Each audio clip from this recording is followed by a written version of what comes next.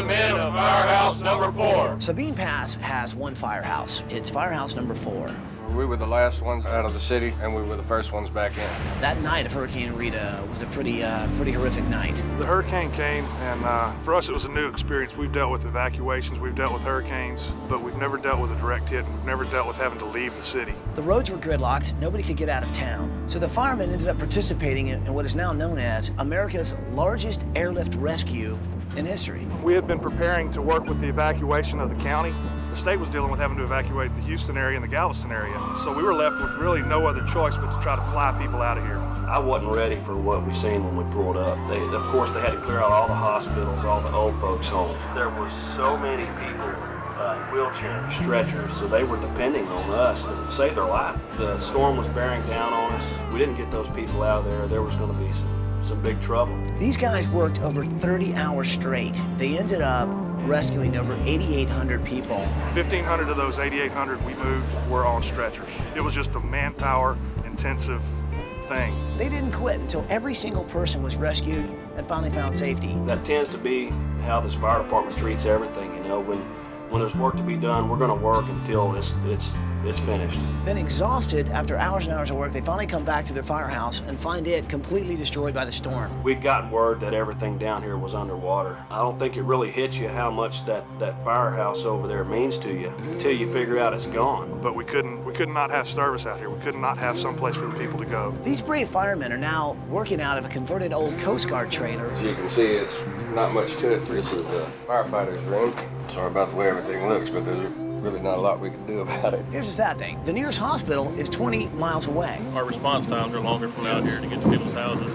We're another 5 minutes further away from Sabine Pass. So when you're having a heart attack or your little boy hurt himself, that's an eternity. And they're the people that this town relies on when there's an emergency, whether it's a heart attack or a hurricane. It's the guys at Firehouse 4 that this whole town depends on. We care about our community. We care about the people in it. We just want to do a good job. It's tough being in this situation we're in because it's really starting to wear on us a little bit. That's where we come in. Let's get in there and rebuild this firehouse. After what this town has gone through, I think they could really use a little peace of mind, a little safety and security, and I think rebuilding the firehouse could really help with that. So what do you guys think? Can we help out this town? Oh yeah, man, we have to. We've never tried to take on a whole town before, but I think there are ways that we can help these guys kind of restart and start to rebuild. Because they've got the spirit, now they just need a little encouragement. Put your hands in here, people, let's do this. Can we make it happen? Absolutely. Make it happen. Well then let's do it!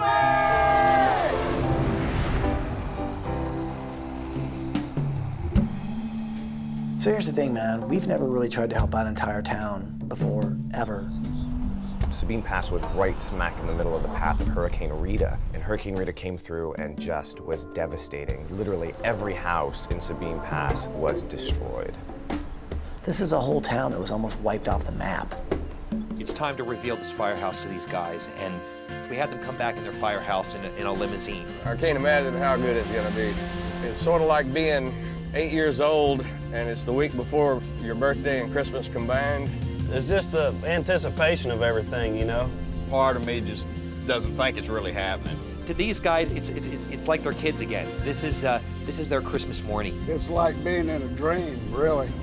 I guess we're about to see how much of it's real.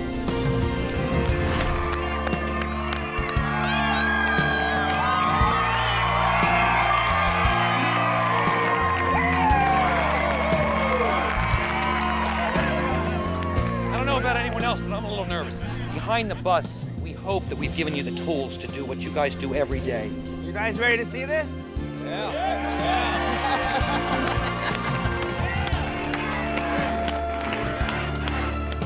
that bus! Bus driver! Move that bus!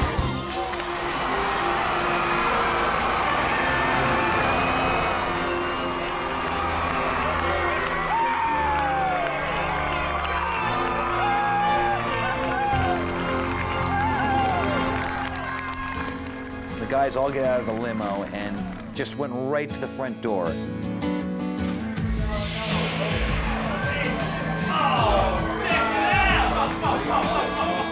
The first thing that we saw was the Maltese cross on the floor. It symbolizes who we are and what we do.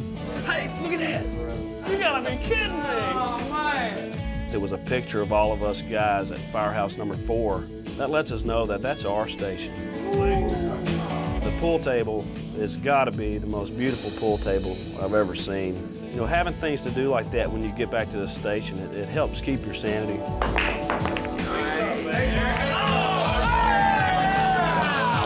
Firefighters like to cook. And the kitchen that we have now would rival any kitchen in any mansion in the United States.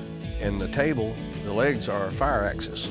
What a nice touch that was. The people at Sears American Dream Campaign gave all this to you. We needed this. We can release some stress. Oh my God, look at that! Oh, man. There was a large sculpture that was put together, and it was ladders with a water feature coming off it into a pool and fire. And it represented all three things that mean a lot to firemen: water, fire, and ladders. It symbolizes for us a new beginning, a new start. Oh, yeah!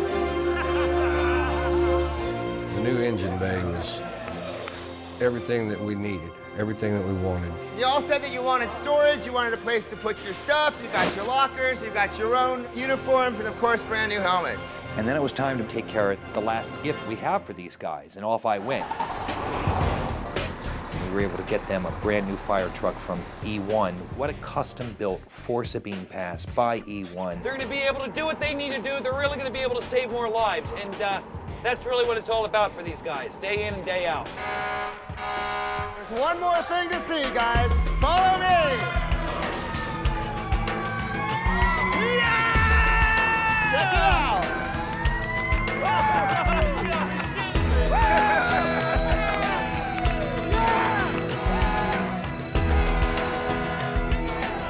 That was just the icing on the cake. It was kind of like winning the lottery and going home and finding out you won it again the next day or something, you know?